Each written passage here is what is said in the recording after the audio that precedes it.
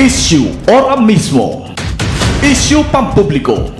Issue pagklaro. Issue hatod aksyon sa Indo ora mismo. Issue ora mismo sa Bicol TV. This program is brought to you by Greater Communication Development Institute, Southern Paul Philippine Corporation, Starboard Inn, GSA, Gubat St. Anthony and Cooperative, Keeper of Your Trust, Honorable Renalyn May Duca, City Councilor West District, Sorsogon City, Dermcare Aesthetic and Wellness Center, City Councilor Danny Dilaja, Bacon District, Mixed Resto Bar, Angel Resort, Honorable Ellen Ativo, Villa Sota Resort, Tina's Hotel and Resort, Rohel Polleros Botox, Mais Hotel and Resort, Mais Cafe, Director Victorino Bitong Daria, Attorney Crunimar Escudero III, Folleros Botox Builders and Design, Ian Renovalles, sa pagtulong mabilis. Sorsogon 2 Electric Cooperative, Honorable Sammy Rialuyo ng Barangay Kabidaan, Sorsogon City, SM City Sorsogon, Solis Institute of Technology, Bulan, Sorsogon, Miss R.C. Glipo, former board member, 2nd District, Sorsogon, Honorable Gloria L. Alindugan, Mayor of Huban, Sorsogon, Hershey's Food and Refreshments. Magandang umaga Pilipinas, kung mahal, Luzon, Visayas, Mindanao. Magandang umaga probinsya ng Sorsogon at magandang umaga sa lahat ng inaabot ng ating programang Issue Ora Mismo. Of course, ngayong araw na ito, Lunes na naman po, magsama-sama tayo sa ating programa. Ang inyong likod, si Rosauro Amistoso, regular na yung nakasama sa programang Issue Ora Mismo, Lunes hanggang Biyernes sa oras na alas 8 ng umaga. And live tayong napapanood sa ating Facebook page ng Bicol TV Sorsogon. At live din tayong napapanood sa YouTube channel. Kaya mag-abang lang po sa mga kaganapan sa labasan. Abangan po mamaya ang isang pagpapasabog dyan sa City Comelec. Abangan po sana makuhaan natin ito. And syempre, Harold, ang programang ito mga kaibigan ay hatid sa inyo ng AKB Party List number 131 sa Balota. Ulit po, ang programang ito ay hatid sa inyo ng AKB Party List number 131 sa Balota. At bigyang daan muna natin ang ating mga balitang pambansa, balitang nasyonal mula sa pahayagang Filipino Star ngayon. Sa ulo ng mga balita, paratang ni Duterte kay Pangulong Marcos sa martial law, budol ayon sa palasyo. 270 milyong pesos smuggled yosi ibinenta, 2 Bureau of Custom employees timbog.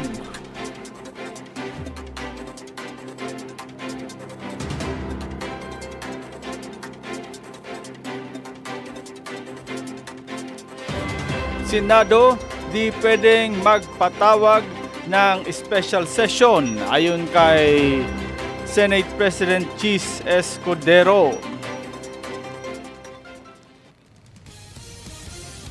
Pope Francis, critical ang kondisyon, pahayag ng Vatican. At pagkakatanggal ng Pinas sa gray list, magpapalakas sa ekonomiya ayon kay Romualdez.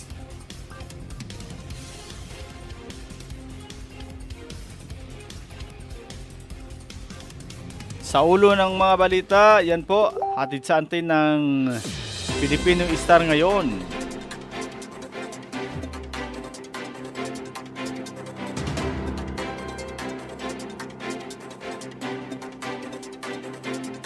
At para sa detalye, narito na po, 260 milyong pesos smuggled yosi ibinenta, 2 Bureau of Customs employees timbog.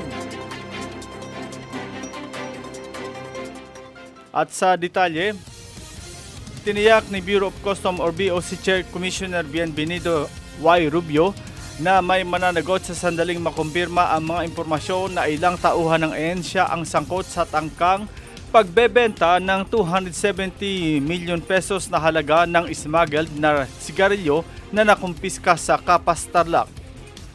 Una nang iniulat ng National Bureau of Investigation or NBI na iimbestiga nila ang posibleng pagkakasangkot ng ilang tauhan ng BOC sa nabuking na attempt release sale ng smuggled cigarettes.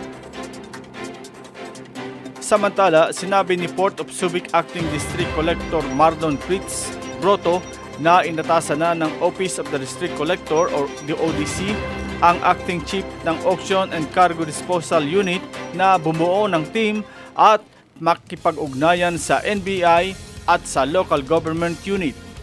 Ang mga sangkot na kontrabando ay magkakahiwalay na dumating sa Port of Subic sa pagitan ng July 2021 at June 2022 dahil abandonado ang kargamento ay kinumpiska na ito at iniutos na maisailalim sa disposal noong 2023. Noong January 6 at February 5 ay inumpisa na ang pag-condemn sa mga kontrabando na nasa 5 containers. Sinabi ni Broto na batay sa kanilang investigasyon, lumitaw na ang operasyon ng NBI ay nangyari kasabay ng shift change ng mga tauhan ng ACDU, ESS at CIIS sa Port of Subic Customs na nagbabantay sa ginagawang condemnation process sa mga kontrabando. Sa iba pang balitang nasyonal,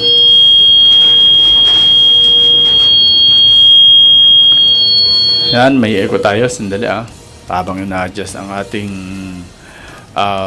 audio. Paratang ni Duterte kay Pangulong Marcos sa martial law, budol. Ayon sa palasyo. Sa detalye, tinawag ng Malacanang na panibagong budol ang paratang ni dating Pangulong Rodrigo Duterte na posibleng magpatupad si Pangulong Bongbong Marcos ng martial law katulad ng ginawa ng ama nitong si Ferdinand Marcos Jr. Ayon kay Executive Secretary Lucas Bersamin, katulad ng mga Filipino, itinuturing nilang walang basehan at ridiculous ang pahayag ni Duterte na isang haka-haka mula sa isang taong palaging nagsisinungaling at nag-iimbento ng mga kasinungalingan.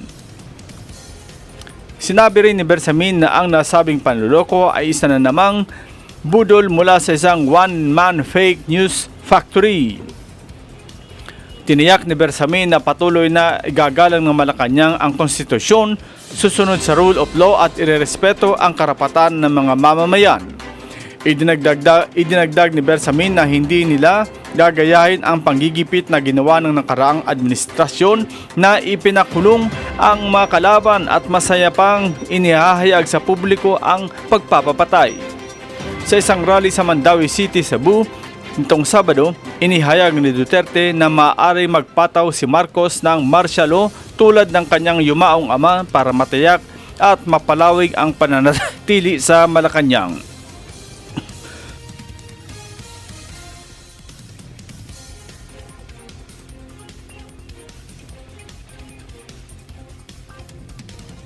Sa iba pang balitang nasyonal, Senado di pwedeng magpatawag ng special session ayon kay Senate President Chis Escudero. At sa detalye, nilinaw ni Senate President Francis Chis Escudero na hindi maaaring mag-special session ang Senado na sila lang para aksyonan ang impeachment complaint laban kay Vice President Sara Duterte. Ginawa ni Escudero ang pahayag bilang tugon sa panawagan ni Senate Minority Leader Aquilino Coco Pimentel III na simulan na ang paglilitis ng reklamo laban sa Vice Presidente. Muling ikinatwiran ni Escudero na walang sesyon ang Kongreso kaya hindi pa pwedeng simulan ang paglilitis. Matatandaan na sinabi ni Pimentel na kakausapin niya si Escudero para magkaroon ng all-member caucus para talakayin na ang impeachment trial laban kay Duterte. Giit naman ni Escudero, ang isang caucus ay hindi isang special session na maaring magtipon bilang impeachment court.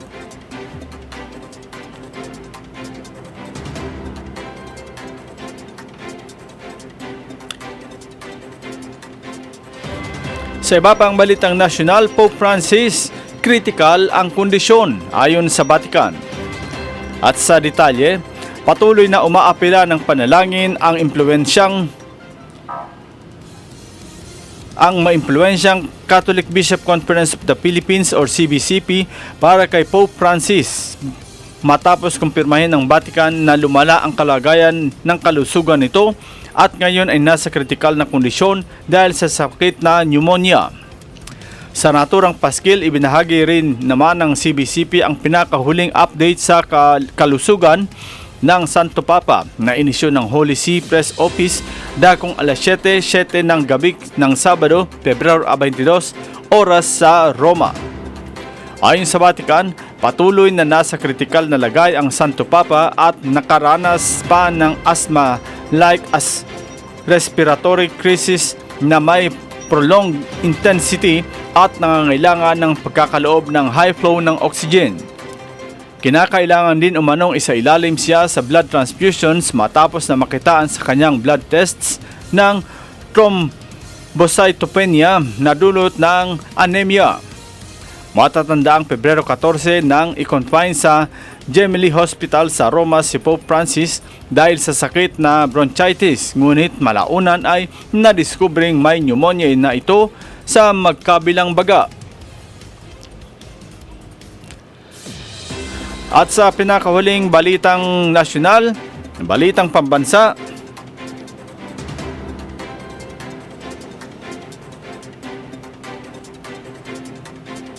pagkatanggal ng Pinas sa gray list, magpapalakas sa ekonomiya, ayon kay Romualdez.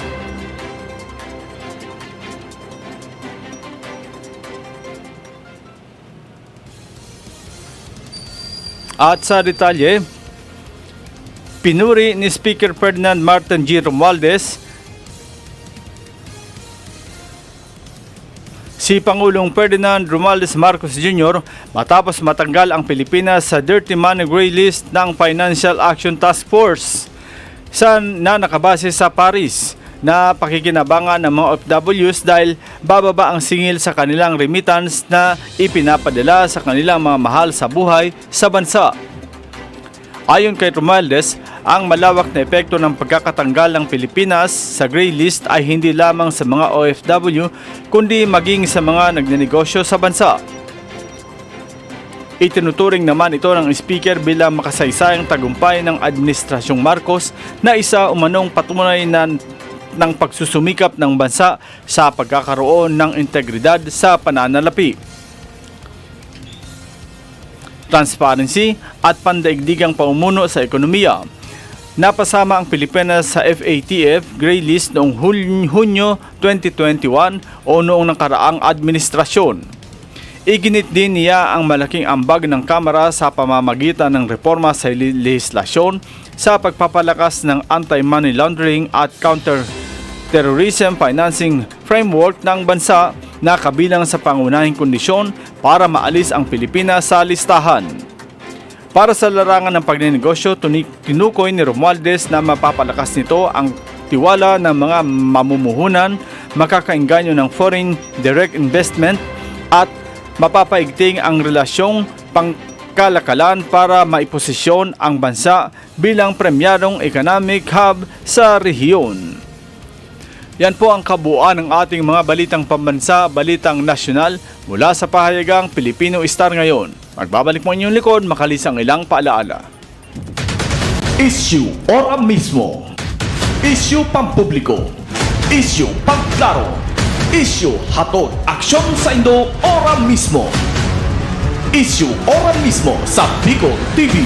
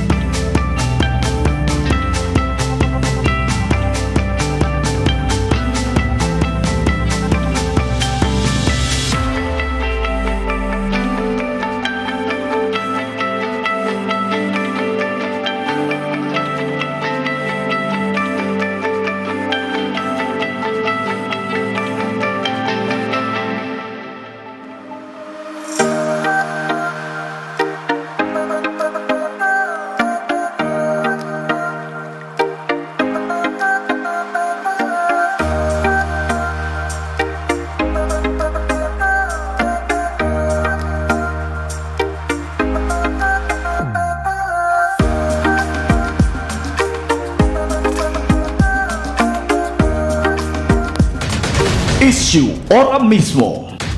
Issue pampubliko. Issue pagklaro. Issue hatod aksyon sa Indo ora mismo. Issue ora mismo sa Bicol TV. Welcome back mga tugang sa satuyang programang Issue Ora Mismo, pang Lunes na edisyon, February 24 na po mga tugang. Perang aldaw na lang, tulpos na naman ang bulan ng Pebrero, asin palag na kita sa bulan ng Marso. Happy watching po pala sa satuyang mga masugid na taga-subaybay ng programang Issue Ora Mismo, si paring Dondon Arellano, Marinaaga Padisaw, makamumuyang aldaman, paring Dondon. Si Ma'am Carmen Doliosa, good morning Sao. Good morning man po asin sa management and staff kan Angel Resort located at Buenavista, Gubat, Sorsogon. Maray na alda po sa Indo Kabos, dyan sa mga taga-Gubat. At sana po, dalangin natin, mag-isip-isip naman muna ang gobyerno. Biruin maglalagay ng bike lane dyan sa seashore ng Gubat. Diyos ko, saan ka nakakita ng ganitong sistema? Maglalagay ka ng bike lane sa gitna ng between the sea at itong mga may mga cottages, gagawing bike lane or may naumpisa na nga dyan. And we don't know kung talagang magtutuloy-tuloy ito. Ano ba talaga ang kamugtakan kaini? Pera na naman ni Juan de la Cruz ang naksaya. Makakaning bike lane. Samantalang dyan nga ni sa Gubat, igwa na dyan ning naraot ha. Igwa na dyan ning binungkal kang balod na sarong close cottage dyan sa parting Gubat sa may Buenavista or somewhere in Rizal. Dahil talang po aram kung nakasakop kayo ni Buenavista o Rizal dyan sa Gubat. Ano na ito ha? Konkreto na ito. Ha? Konkreto na ito na building. Kumbaga, hinulkab kang balod. Hinuklab kang balod dahilan sa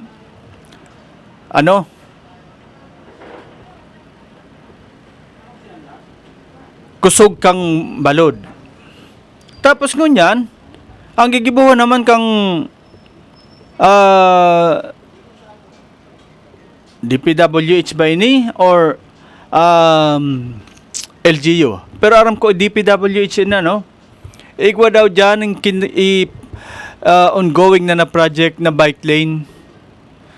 Diyos ko. Bye-bye. Papatungan mo ning semento para gibuhon mo na bike lane. Pagrabasi kaan kang balod, warasak iyan sigurado. Ngunyan, sa inapaduman ang kwarta ni Juan de la Cruz. Wara, this is a very clear white elephant project na naman. Puting elepante na naman ang Mariner kaini.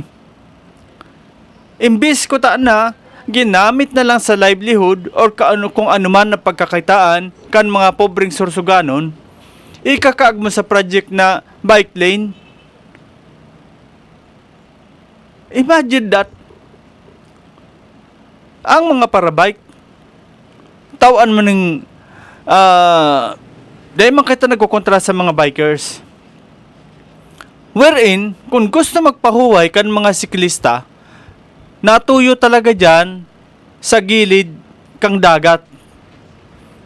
Pero itasin may nakaagan mo yan yung bike lane habang nagbuburo bike sinda. Magayon ang tanawin ninda. Napano na ito na may mga resort dyan, puros man ini nagbabayad ng tax, puros ini nag-ambag para sa gobyerno. Tapos sa sadiring kapritsyo lang nindo, Makaag ka mo ng project na arog ka yan. Naday nga nito arang konsyon ang mabenepisyo. Makahiling ka daw kayan. Sige, sabihin ta na. May mga kontraktor, nagpapayit ng mga seawall, pero ayaw man daw kaiyan na bike lane. Bike lane ikakaag mo dyan sa ano? Sa gilid kang dagat. Magturo-tanaw ka mo. O dyan sa bakon. Igwa man dyan ng resort na hinulkab kang balod. Konkreto pa ito. Na-imagine ta makaag ka ng bike lane. Pira lang ang hibugkaan kang simento na ikakaag mo. Pira lang ang hibugkaan. Paghakwat kang balod. Pagrasay ka iyan. Ano mangyayari? Ang rason ta, natataday nga naghaloy, tinira kang balod, bako man nga kami. Basta kami, in-implement lang namon ang project. But, nagkaigwa daw ka mo ng feasibility study. Sisa man ginabang ka iyan. Ha? Bikers? Sabi ko ni, bako kitang nagkukontra sa mga bikers. Pero ang bikers mas minasa tinampo. Okay lang kung bilog na sorsugon, palibot hindi pa kaaga ng bike lane. Basta dahil nakita makita mga bikers sa tinampo. Kapritsyo baga ini, magayunon ang tinampo dyan sa gubat.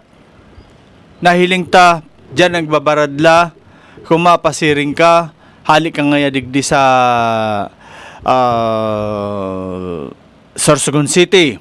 Malaog ka sa bakon, hanggang sa Wangga, laog ka ng Talisayan, Preto Diaz, luwas ka naman ng Preto Diaz, malaog ka naman sa gubat, luwas ka naman ng Barcelona, Bulusan. Pero, nano kay kaipuhan, na iliko mapawala pag abot duman sa may sa may dagat, nga ning ma-experience mo lang.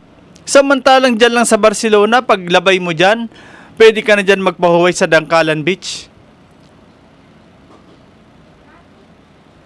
Pahuwayan man ang kaipuhan ka mga bikers. Bako itong ililiko mo dyan, nga ning magamit lang ang nasabi ninyong project. Diyos ko, Mariyang mahabagin. Sabi po ni Ma'am Carmen, useless bike lane. Dapat sa tinampo. Dapat sa tinampo. Rarauton lang ang turismo san gubat. Correct. Pinagayon-gayon. Kansaro na may resort dyan. An sa indang entrada. An sa indang tagrugaring. Or nasasakupan kang beach. Tapos lintian, kakaagan mo sa tungan ng bike lane. Dagdag pa po ni Ma'am Carmen, beside lain man nagbabayad sin rehistro an mga bisikleta. Tama baga? Samantalang ini na mga resort owner, taon-taon nagbabayad yan. According sa nakaulay ta dyan, may pigbabayaran pa sinda dyan na rights para magamit ang front kang beach. Ha? Tama baga? Bako maninda pagsadiri iyan na beach. Ha? Hatag iyan kang inang kalikasan. Pero, nagbabayad sinda. Kang rights, kang paggamit ninda. Tapos, sa salaulaon lang, pagkaagkaya na project, na bike lane. Ha? Sorry sa word ko ha, salaula. Pinagayon-gayon, tapos kaagan mo ning bike lane. Kaya nga ni, ang beach for the family, ha? Ha? For the family yan. Paano kaya yan? Hain ang privacy. Kung anytime may mapasad-pasad dyan na bisikleta. Aside from that, hain ang ang security.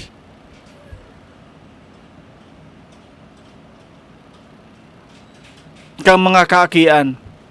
Naaramin ng mga kaakian pagyaon sa beach pag nakabelo ini. Kumbaga garo ini ang pigbubuhos ka ini ang enjoyment. Tapos biglang-bigla kakaaganin doon yung bike lane.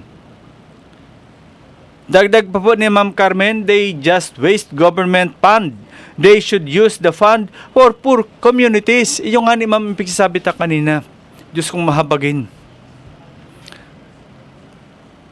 Ayuda. Pila didi, pila dito. Haga didi, haga dito. Tapos, ma-project ka mo ka ining bike lane. Ano yan? Tiktikon ka mga, ka mga pobre? Tapos gaon, palumayon ang semento.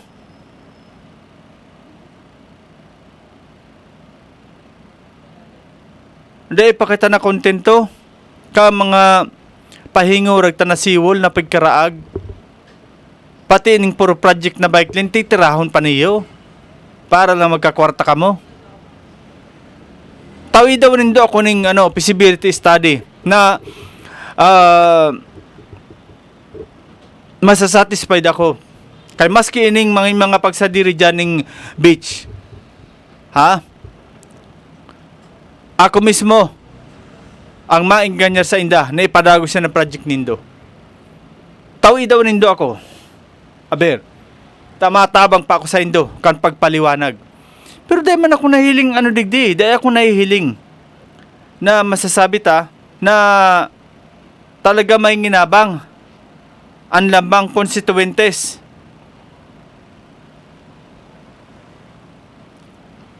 Sa project na ini.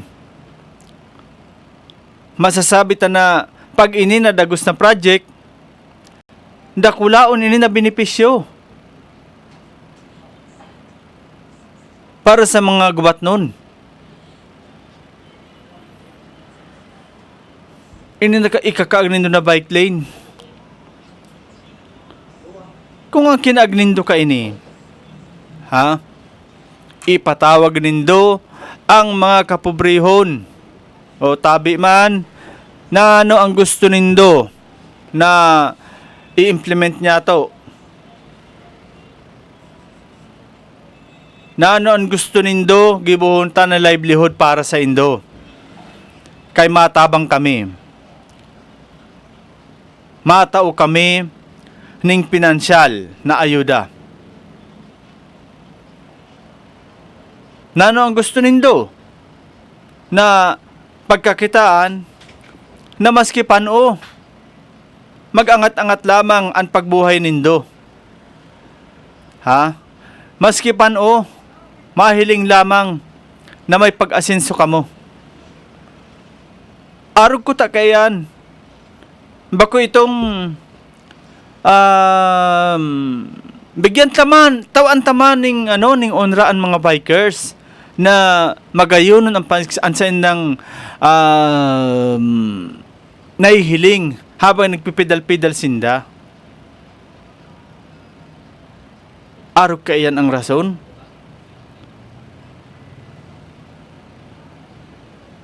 Ano ini? Parte ini kang 7K? Kagandahan? Kagandahan ng Kagandahan ng mga kontraktor? Kagandahan ng bulsa? Kagandahan ng kikitain?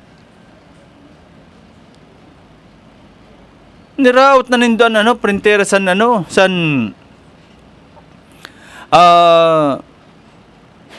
Gubat Beach Resort? Niraot na nindo. Tapos mabalik pa sa kamo. Kagandahan. Arog po kata ka ini. Ang pigsasabi na adalan man kang gobyerno. Bako itong tira lang ng tira.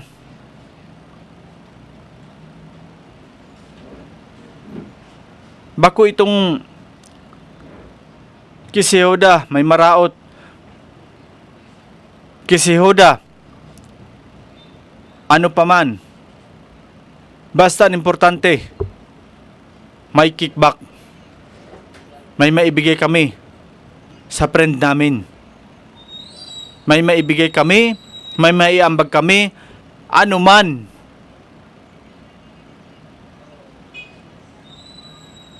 Ang magiging activities nila. Dapat may maiambag kami sa mga parapol, may maiambag kami sa kung ano man na gusto nilang ipakonsuelo sa tao.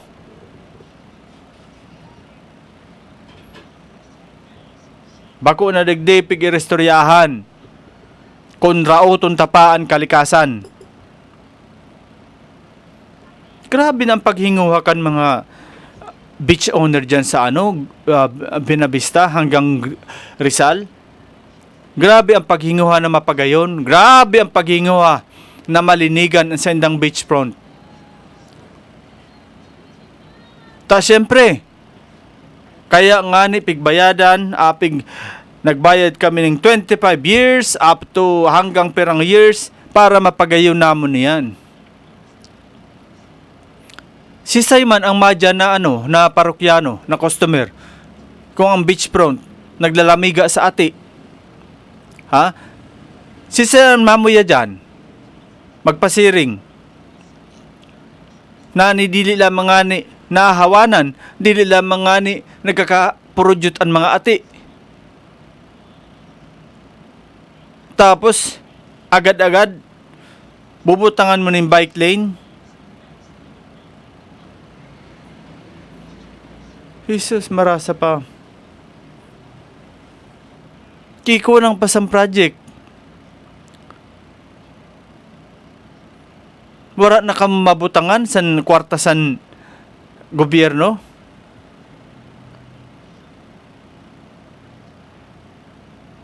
Wala na kang mabutangan.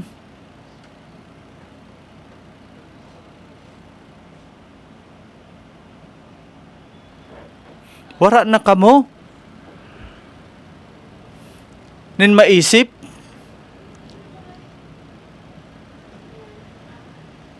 Grabe pa dyan.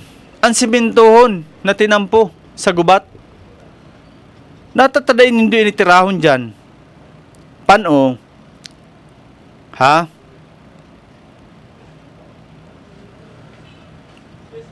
Masakit na project. Kaya habo nindo tirahon. Samantalang iyan na bike lane, easy papa, easy money. Easy money lang yan. Hindi na ka mamagas sa bye-bye. Kaya ito na. O, kundi pa ka mamakita, ang pwedeng isabaw nindo, tubig dagat. Di ba? Bagay na ang project sa river control. Puhunan mo lang, semento, bye-bye, graba, tubig, yan to na. Pero lintian kaya na nasa program of works, bye-bye nga yasan mayon, boulder nga yasan mayon, graba san mayon, ang tubig na nakabutang, ang pigagamit, purified water. Jesus.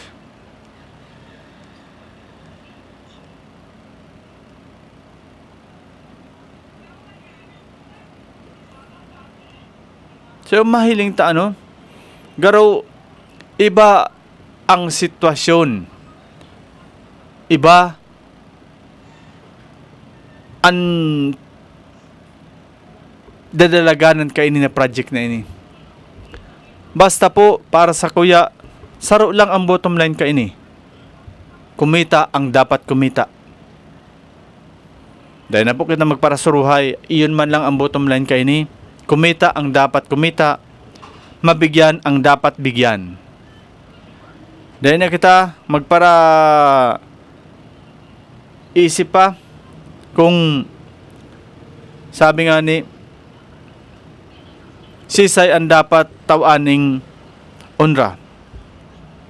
Ang the best kayan, itao an may pangangaipo. Kung di ka makatao, pwedeng may paglagyan ka.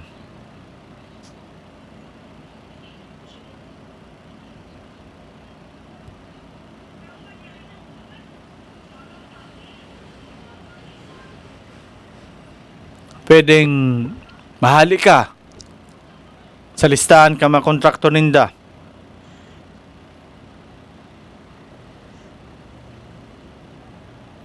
Dagdag pa po digdi ni Ma'am Carmen, we are supporting our future surfers with our own money para sa mga disadvantaged kids. Tapos, kaagan sin bike lane, paano na ang future san mga future san upcoming surfers para sa future san gubat? Oh. They are expending their own money for the sake of gubat nun, for the sake of Philippines.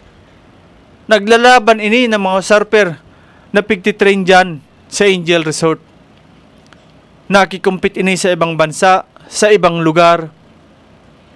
Pag nag-champion ka ini, daradara ka ini ang honor kang gubat Sorsogon. Ang mayor nga ni dyan nakurara, taga sa amo yun. Pero, ambot, kumpira man lang ang naiambag, pagkikumpit.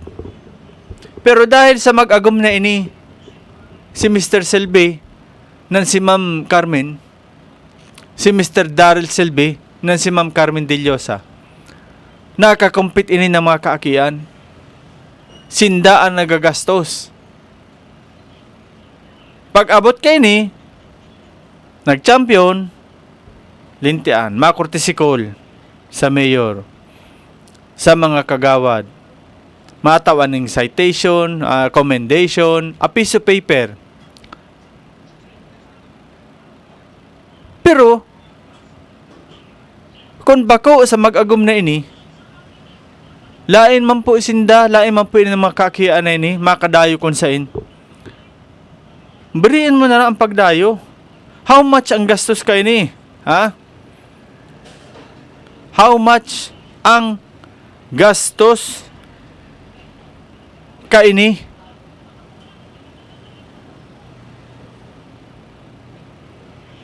Pamasahe, accommodation, minsan igba pang registration fee.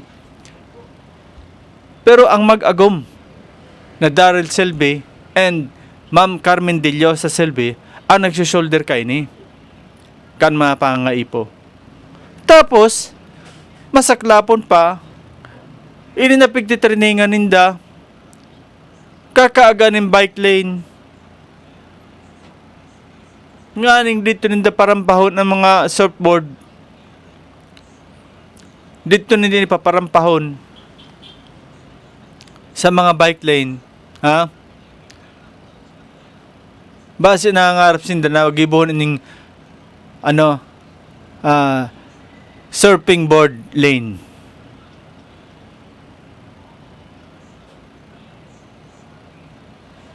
Iyo ini ang matinding kaisipan na hanggang ngayon da ita po maisip kung dapat talaga ini i-implement. Basta mga tugang, ang aram ko kay ini, may kumita, may kikita, at kahit walang mahita. Basta may kumita. Yan po ang Darakan project na ini.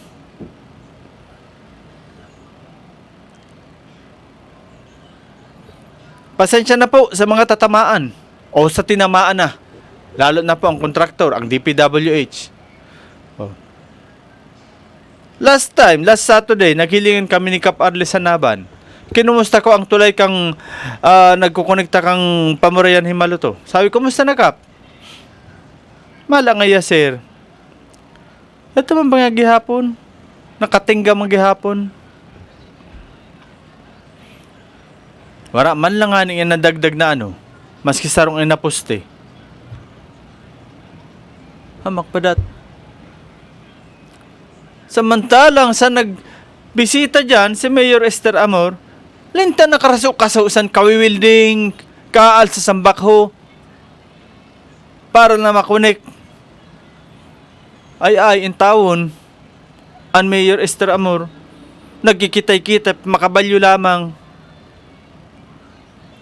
Oh, paghali ni Mayor, wala na.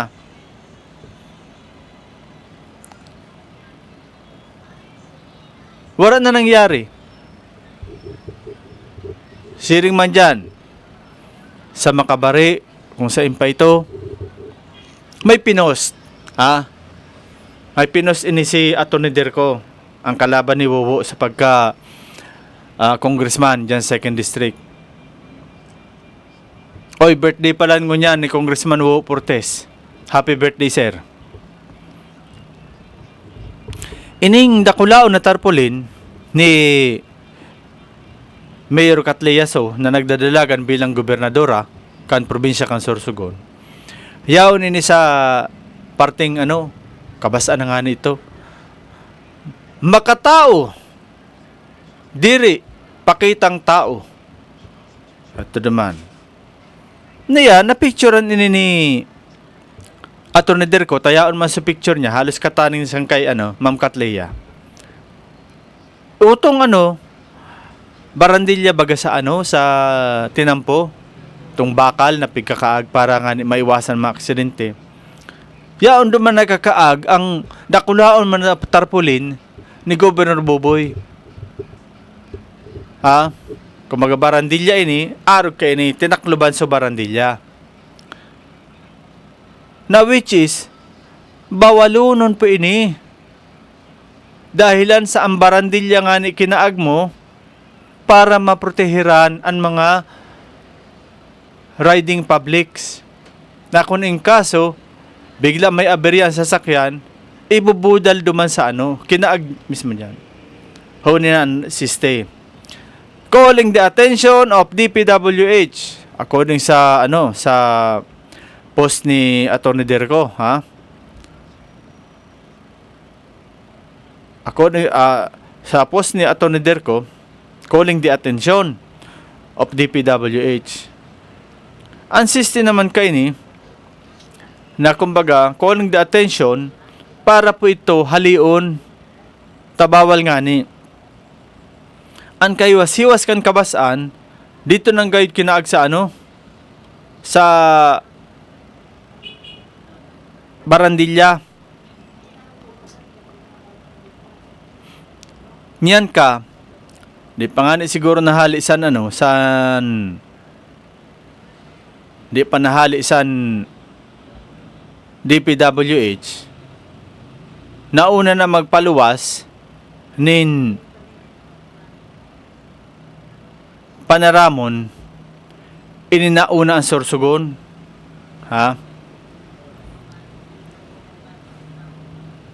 Nauna na magpaluwas ng statement. Sabi, nagsimula na naman ang paninira laban kay Governor Boboy Amor gamit ang mababaw at sinadyang paraan. Correct word sinadyang paraan. Una, ang Valentine's greetings ni Governor Boboy Amor ay inilagay lamang sa 7 piling lugar sa lalawigan. Abuyog, Sorsogon City, Sorsogon National High School, Sorsogon City, Buenavista, Irosin, Danlog, Pilar, Bulusan, Gubat, at Matnog.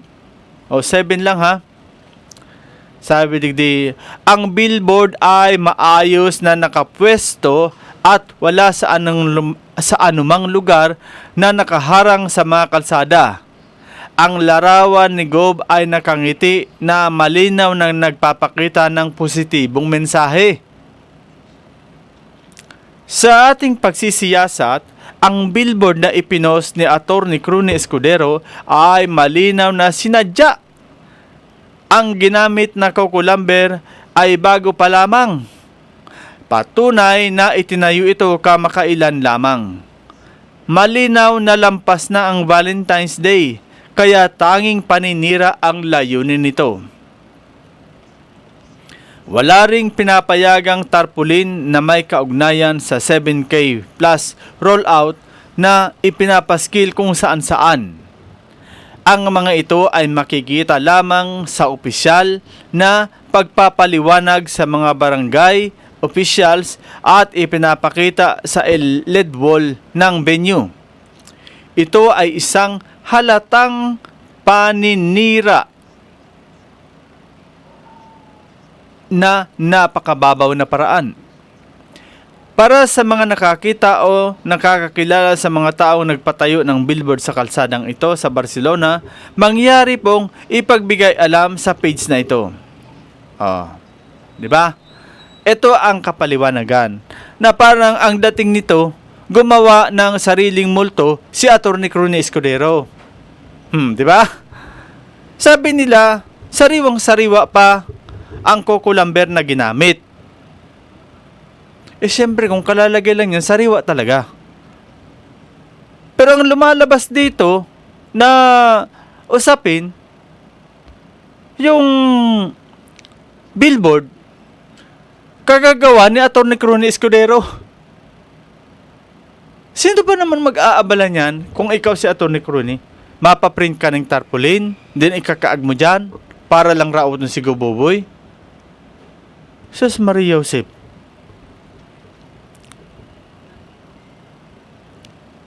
Makaag ka ng ning tarpaulin.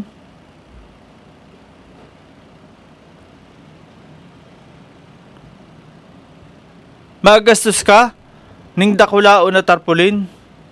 Mabayad ka para lang magibo ka ng senaryo. Magibo ka ng sadiring multo na ikaw ang matatakot. Garo-araw kaya nang nagluluwas na statement na ipinaluwas kang una ang sursugon. Kasi base sa post ni Atty. Crony Escudero, sabi niya, ano ang ibig sabihin sa tao? Diri poder. Yan tabi ang simple na ehemplo na maiimod sa makabari, Barcelona. Pag puro poder ang nasa kaisipan sa mga opisyal, nababaliwala ang mga regulasyon na dapat sira ang nagpapatupad. Parehasan bawal tabi tahuban ang mga roadside barriers sa gilid sa mga tinampo. Ang roadside barriers maupo ang sayo na proteksyon para sa safety san mga motorista asin mga tao sa ato mga dalan. Iyo bagang sabi ko niya, ang road barrier proteksyon ini. Kung nagkaigwang biglaan na aberya ang sa indong behikulo, igilid mo sa barrier. Di bali magkagarasgas ang auto mo. Day ka lang mahulog duman sa bangin kundi ang barrier. Yaon duman nakakaag ining duwang tarpaulin na dakulaon na ansaro 7K ansaro man picture ni Governor Buboy Amor about sa Valentine's. So base sa paliwanag kang unang sursuganon o unang sursugon, gibuda ini kang kalaban. Paninira, nagsimula na ang paninira kay Governor. Buot sabihon, nagbayad si Atty. Crony ning mga tao, nagbayad sa nagpiprint kang tarpaulin, nagbayad sa magantaker, nagbayad sa magibo kang frame, asin nagbayad duman sa nagtakod. Para lang maraot si Goboboy asin magimbida si Atty. Crony. Iyon man lang nasa isip ko na base sa kapaliwanagan kaini na bako man daw yan tagibo ni Governor Buboy na arog kayan ta sariwa unon pa ang Coco Lambert na ginamit. Siyempre sariwa pa man talaga ang Coco Lambert. Kay kung bibutang pa lang, kay kung yaon sa likod, ining tarpaulin na makatao, hindi pakitang tao. Para hindi makita ang pakitang tao, kagan mo ng tarpaulin na mas dakula. Arog po kayan ang pagkaintindi ko. Kung iba man po ang pagkaintindi nindo, iba man ang pagsabot nindo, nasa sa indo na po yan. Okay? Basta po kita nagtatratar digdi ng issue para sa issue ora mismo. Inabot na po kita kan oras kan pamaaram kan sa tuyang programa. Sa Giraray, mabalik kita sa aga. Same time, same place, same station. Bicol TV Sorsogon. Sa Giraray, Marinalda po, Asin Diyos Mabalos, probinsya ng Sorsogon. Issue ora mismo. Issue pampubliko. Issue pangklaro. Issue hatod aksyon sa Indo ora mismo. Issue ora mismo sa Bicol TV.